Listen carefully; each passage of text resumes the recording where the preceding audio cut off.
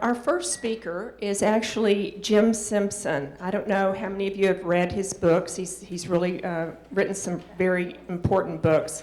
He's an economist, an author, and an investigative journalist. His most recent book, I believe, is called The Red-Green Axis. And when I picked up Jim and Michelle at the airport yesterday in Austin, he had some really phenomenal things that he was discussing. Michelle and I both didn't know a lot of what he was telling us. So I'm excited to bring him on. Michelle will be here after lunch to speak. So Jim, if you'd like to come on up. We are just kind of flying by the seat of our britches here. So I think he has a PowerPoint if he was able to get that set up. Thank you. Did you need a podium or anything, Jim? Or you just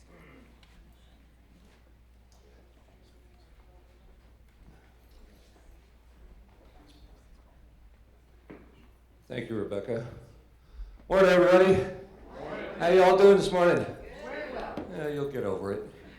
So, before we go any further, I have a crass commercial message.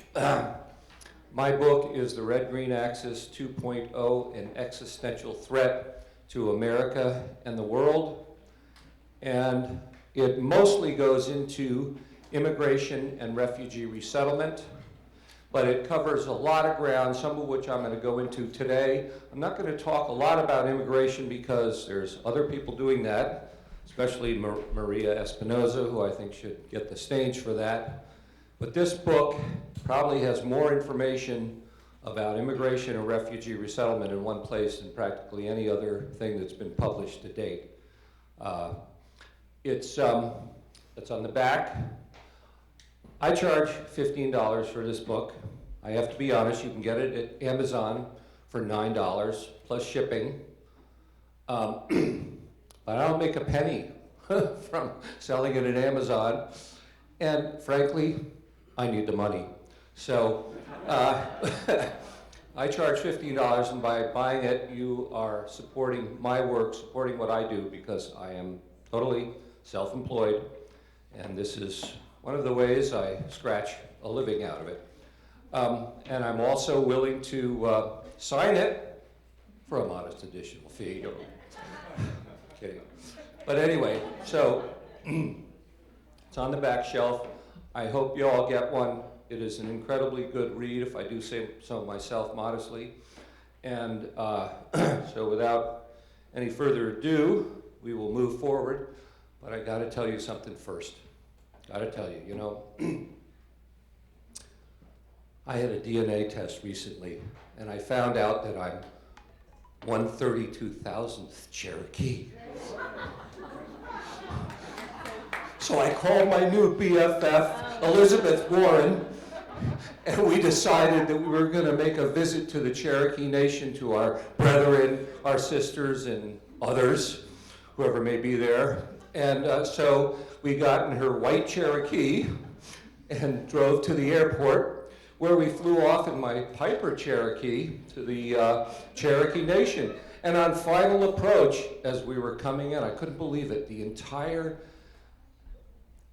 tribe had come, and we thought it was a welcoming committee. They had come out to the airport to greet us. Well, we barely escaped with our lives.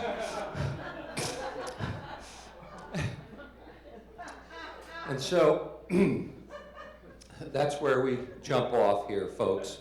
If I can say I'm an Indian when I'm not, or I'm black when I'm not, or I'm a female when I'm not, or some other of the half a dozen, 3 dozen genders that they have now identified, how did we get here?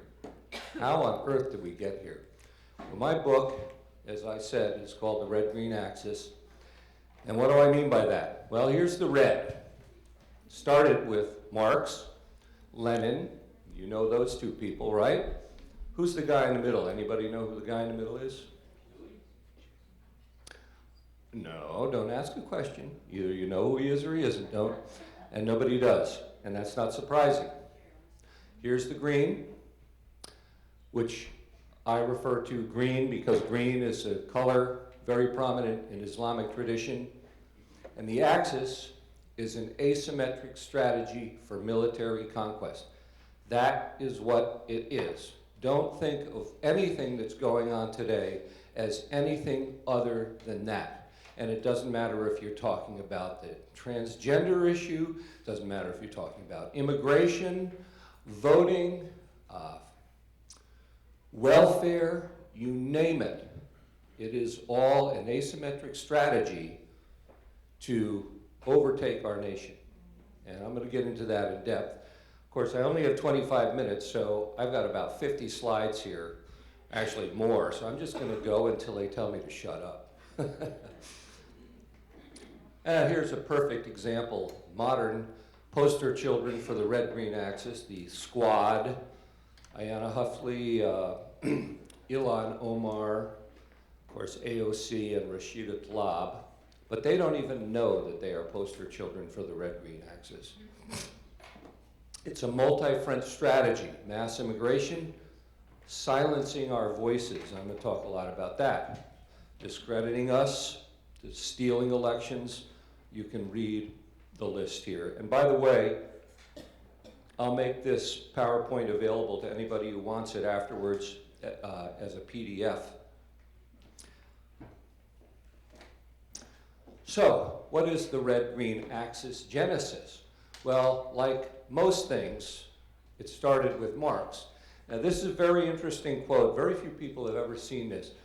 Proclamation of ready-made solutions for all time is not our affair. What? Marxism is the answer to everything, isn't it? Socialism is the answer to everything. Equality, we all have everything we want. No problems anymore. All problems solved. He said, that's not our issue. Their issue, as he says in the Communist Manifesto, forcible overthrow of all existing social conditions. Destruction. That's their goal.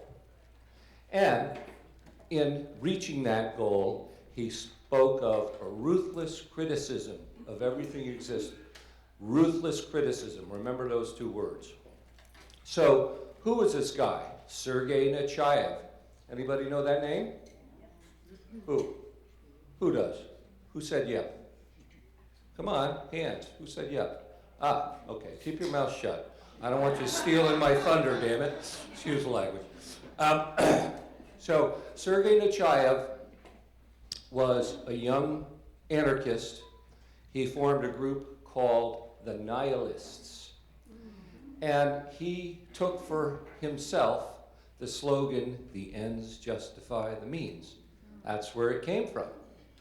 And wasn't his idea, but he adopted it as their slogan. He was an evil genius, and he wrote something called the Revolutionary Catechism. And I'll always include this in my presentations, because what he says is what all the Marxists say, is that all they want is the happiness of the masses. They always start with that, right? Compassion and all that. But in order to achieve that happiness, there first has to be an all-destroying revolt, just like Marx said, destroy everything. And so, in accomplishing that task, the Society of Revolutionaries will use all its resources and energy toward increasing and intensifying the evils and miseries of the people until at last their patience is exhausted and they're driven to a general uprising. Doesn't that sound like what's going on today? It's just assault after assault after assault on our nation, our character, our Judeo-Christian heritage. Everything about our society is under attack. It is a communist provocation technique. That's what it is. Now, here's another reason he's so important.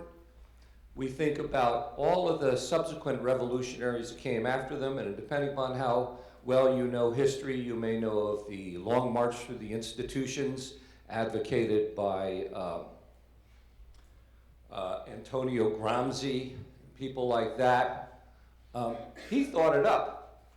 He said, we must penetrate into the higher middle classes, houses of commerce, churches, palaces, into the worlds of the bureaucracy, literature, military, everywhere. Okay? So that's what they've done. And here's how that thinking is reflected in modern revolutionaries. Khalid Sheikh Mohammed, 9/11 mastermind. The brothers would relentlessly continue their attacks, and American people would eventually become so tired and frightened, so weary, they would just want it to end. Sort of a paraphrase of Nechayev, isn't it?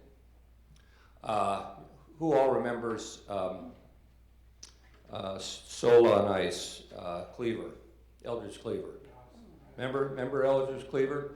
He considered Nechayev's catechism his Bible. See, the left, the radicals, know all this stuff, but they don't share it with us at all. It's just like we didn't learn about Saul Alinsky's Rules for Radicals until the Tea Party came up and we all started researching this stuff. They've known about Rules for Radicals since it was published in the 60s. So, moving on through history, we've gotten cultural Marxism.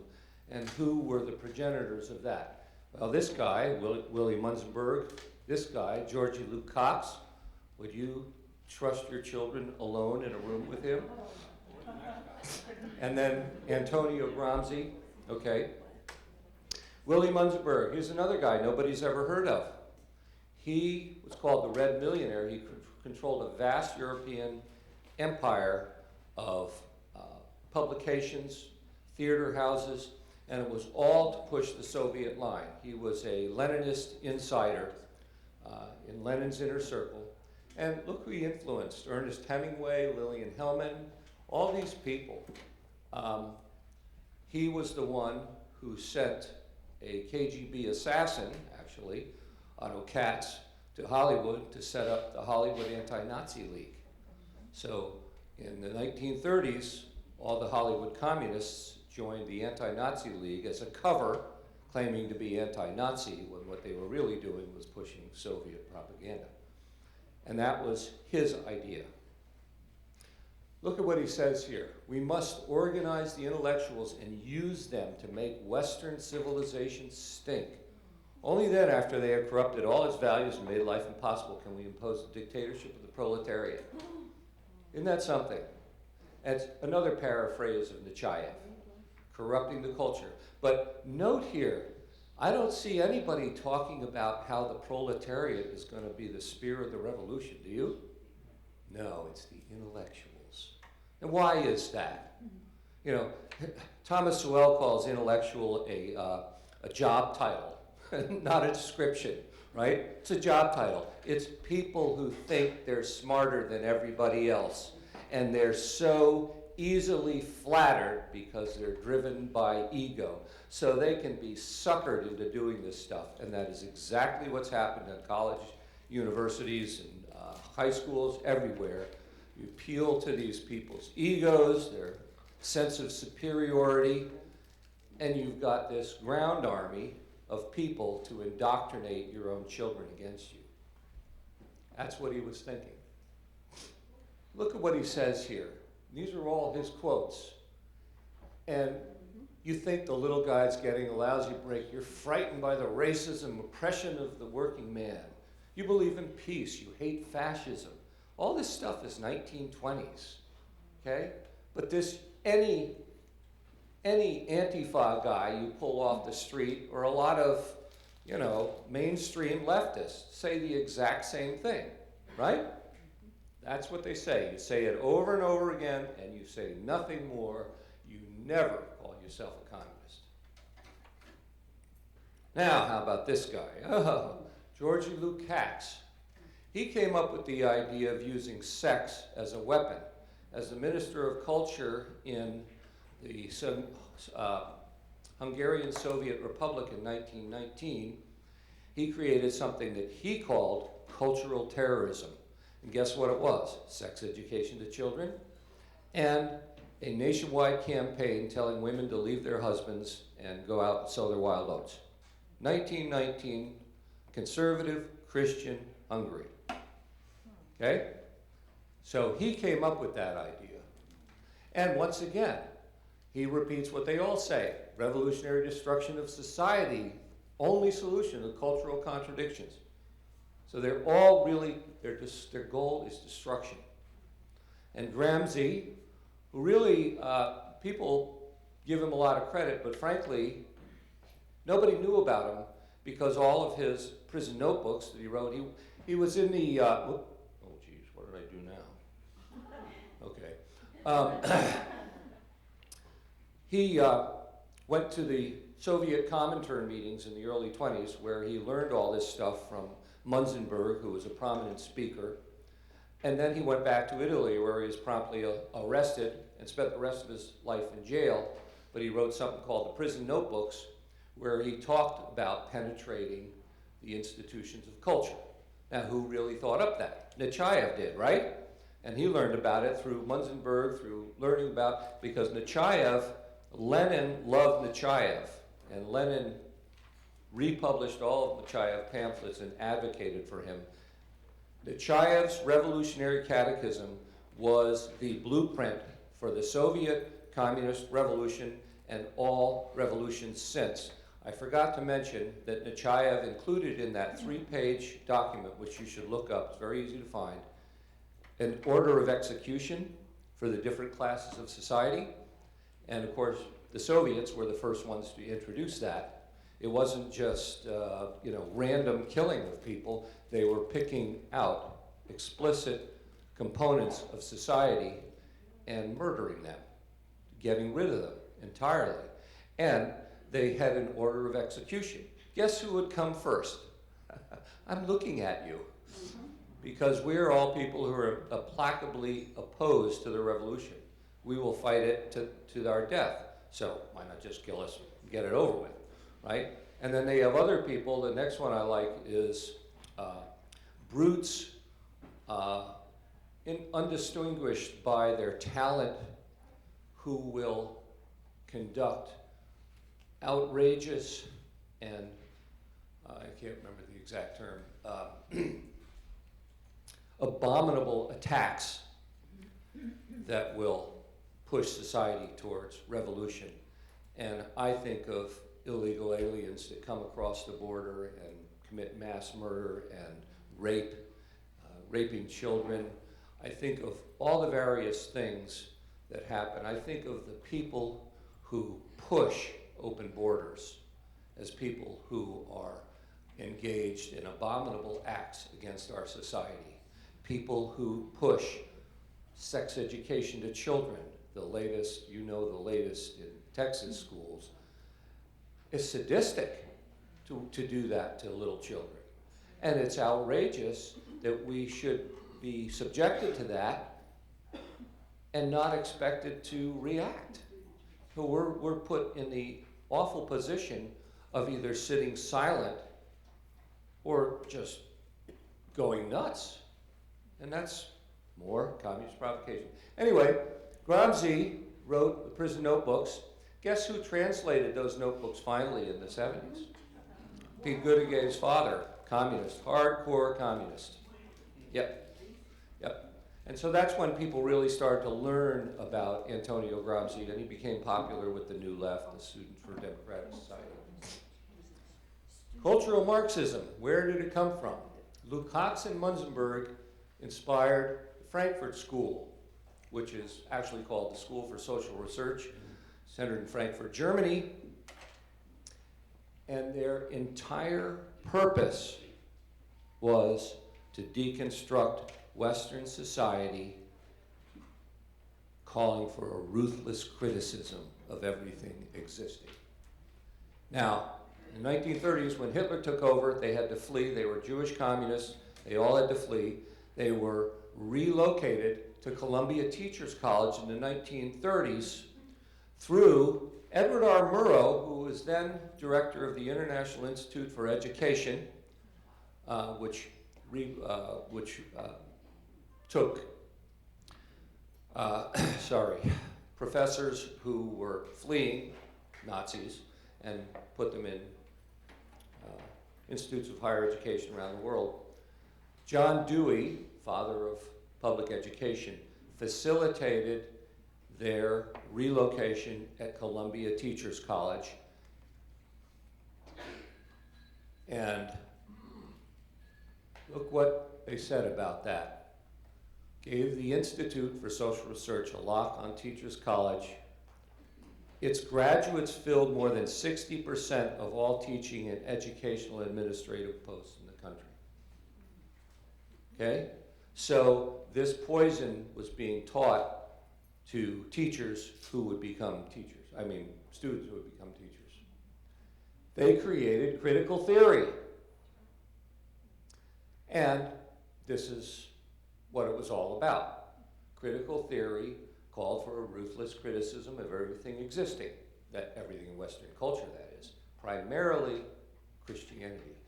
Because Christianity was the strongest bulwark. It's what made our country great. It wasn't white people that made our country great. You know, there's nothing special about being white. Hitler and Stalin were both white. They were not particularly nice people. Our society's greatness came about because we adopted Christian values and incorporated those in our founding documents. That's what made us great. We were following God's inspiration. So anyway, and by the way, you know, everybody in here is a white supremacist. I want you to know that. Ma'am, you are a white supremacist. You, sir, are a white supremacist. Because you don't have to be white. All you have to do is be somebody who believes in our society, our culture, our values, our Constitution, our way of life. That makes you automatically orange man bad. And that includes the abortion movement. David Carlin says it right here. It wants the utter destruction of Christianity, and that can be said of the gay rights movement as well. That's right. That's what it's all about. And here's an interesting thing. Did you all see the movie Cabaret with Liza Minnelli? You remember this scene where she's dancing with all of the transvestites? And at the last scene in the movie, they pan through the audience and they go by and they see all these Nazi uniforms. And why is that so important?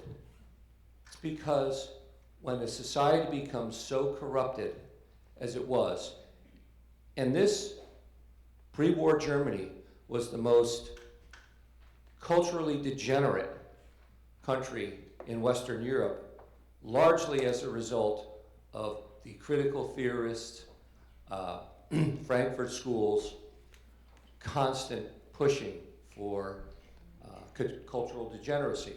What happens? What happens when you become that degenerate? Who do you think about most? Me. And when you're thinking all about yourself, totally involved in everything you're doing, totally sucked into everything, are you in any position to see the dangers around you? No. Once again, asymmetric military strategy of conquest. Destroy our culture, take our eyes off the ball, make us so self-absorbed that we don't even notice that we are being attacked until it's too late. And here we bring it up to today. I mean, we've all seen this. This was something that happened in Michigan in September when I was out there speaking. They had disability drag show. They took Down syndrome kids and cross-dressed them, and then they had an awards program for it. So that's where we come with our culture. How much time do I have? Oh, good. I've got more time than I thought. Oh, you guys are just going to be treated to all this wonderful stuff. Okay, so where did the war on speech start? We are definitely in a war on speech, are we not? And it's not free speech, it's truth speech by us. Because the left can say anything it wants. The left is free to say the most repulsive things in the world and get away with it. but we are not. Where did it come from? Well, once again, started way back when Lenin said, we can and must write in a language which sows among the masses hate, revulsion, and scorn towards those who disagree with us. Right? Towards those who disagree with us. And the Soviet Union sent out a memo to the communist parties of the world saying, continually embarrass, discredit, and degrade our critics. Label them fascist or Nazi or anti-Semitic. Doesn't that sound familiar? That was in the 1940s, okay?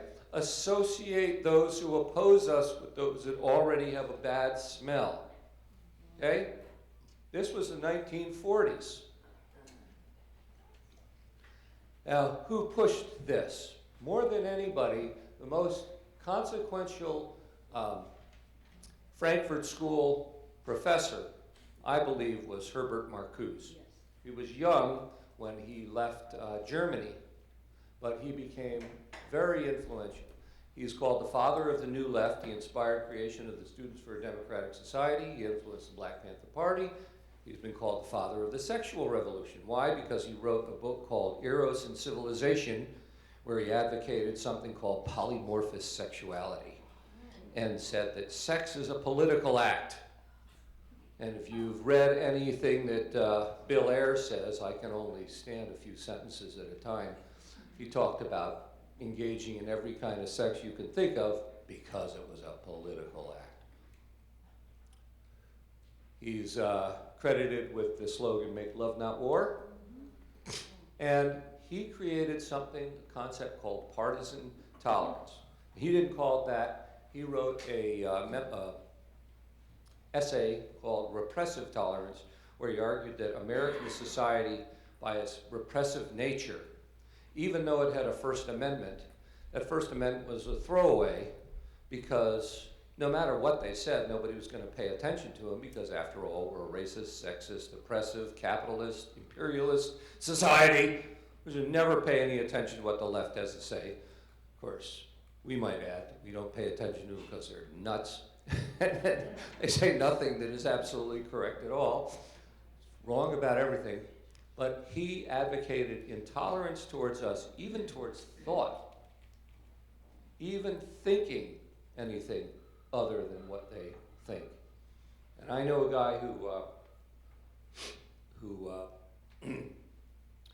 defected, Estonian defector, who said that when he was coming up through the bureaucracy, the slogan was, think before you think. You know, because in the Soviet Union, you start thinking the wrong things, you're going to get in trouble, because if you let it slip to anybody, even a family member, it could get to the KGB, whatever. So anyway, he came up with this concept called partisan tolerance. Now guess who he worked with? He worked with Julian Bond, fellow communist, who was the co-founder of the Southern Poverty Law Center. And he worked with him on the National Council for New Politics. He worked with them on creating the newspaper In These Times, which still exists, communist newspaper. They were both co-founders. Both worked with Angela Davis. Herbert Marcuse mentored Angela Davis. Julian Bond wrote the foreword to her recent book. The Southern Poverty Law Center's Hate List, Hate Watch, Hate Map, teaching tolerance, all of these things are Herbert Marcuse partisan tolerance tactics applied. They were the first ones to do that. So the Southern Poverty Law Center hate tactic was communist inspired, and I would argue that Southern Poverty Law Center is a communist organization. They publish in they work with the Institute for Policy Studies. They publish in Workers' World. They inspired Floyd Corkins and James Hodgkinson's, both terrorists who attempted to kill lots of people. They inspire the Antifa hate tactics, and then they defend Antifa. You can't find Antifa on the hate list on the Southern Poverty Law Center's page. Instead, they write essays defending Antifa against those bad guys like the Proud Boys. So that's where that comes from, okay? It all started with Lenin. These are all Leninist tactics. And now we have the green part of the axis jumping aboard. Now, why did the Islamists join with the Marxists? Well, it's an interesting question. A lot of people think it's a marriage of convenience. By joining with the left, the Islamists now enjoy the commanding heights of popular culture, right? Because it's the left that controls popular culture. And so there's only like 4 million Muslims in the United States, and a small minority of that group are the activists who are really pushing their, Islamist agenda. So by joining with the left, it boosted their visibility and their power immensely, right? But why would the left? But wait a minute, aren't they? I mean, in other countries they execute homosexuals. So many of the left's agendas are completely incompatible with what we think of as traditional or fundamentalist Muslim ideas. Well, the truth is, the Muslim Brotherhood, biggest terrorist organization in the world, which is the fount of practically every Muslim terrorist group ever created, has been controlled by the KGB since the 50s. I mean, after Hitler was defeated, they found a new sponsor. And so, for example, the Palestine Liberation Organization, that's not a Muslim organization, that's a communist organization created by the KGB. And Yasser Arafat was not a Muslim, he was a communist, hardcore communist. And so actually was Nihad Awad. He was a member of the PLO before he became a member of Hamas. But following the quote-unquote fall of the Soviet Union, which I believe was a fake active measure designed to deny your enemy an enemy, that's their very own words. That was the words of Gorbachev. And I can't remember his name, but anyway, they needed a proxy army to continue their war with the West. And the Islamic terrorists had already been making a name for themselves, blowing up the Marine barracks, hijacking airlines, executing people, conducting various attacks. But now they could go mainstream. They could really come out and become our enemy. And so that's what happened. And so we're really looking at an agenda organized by the Soviets, by the communist movement around the world, and still controlled by them, even though I would argue most of the people that join those Muslim armies, ISIS, Al-Qaeda, whoever it is, don't know that. They think they are fighting for the Imam, whatever. They believe that. And, it's a great recruiting ground for these ignorant people who aren't doing anything otherwise. But that's what the real agenda is. So anyway, this is Islamophobia, okay? That's the latest hate speech, right? We're Islamophobes. If we talk about Islamic terrorism, Islamist terrorism, jihadism, violent Muslim terrorism, Islamic extremism, this is Issam Omish. He is the director of general and laparoscopic surgery at Alexandria Hospital in Alexandria, Virginia. Don't lose your head over it. And he's also a founding member of the Dar al-Hijra Mosque, where Anwar al-Awlaki taught, where Anwar al-Awlaki was when he first began to, okay. She says 1 minute, I'll only take 10. Anyway, so he's also a director of one of the Council on American Islamic Relations, many organizations. So he's totally full of it. But if we say any of these things, we are guilty of Islamophobia. And where did that come from? The Organization for Islamic Cooperation, which over time has been able to get the United Nations to support their effort to suppress free speech and introduce Islamic blasphemy codes into the United Nations under a different name. And now that has come into in a stronger sense in the UN Migration Compact, which fortunately President Trump did not sign because it criminalizes speech. Yeah. But we really dodged a bullet. We really, if we had had Hillary Clinton, I could be arrested for telling you what I'm telling you right now. And that's what's going on in Europe. I have friends in Europe who have already, Elizabeth Savage-Wolf. I don't know if you know her, but yeah, okay, I'll stop. So here are efforts to oh, wait a minute. One more thing, I can't remember what it was, but anyway.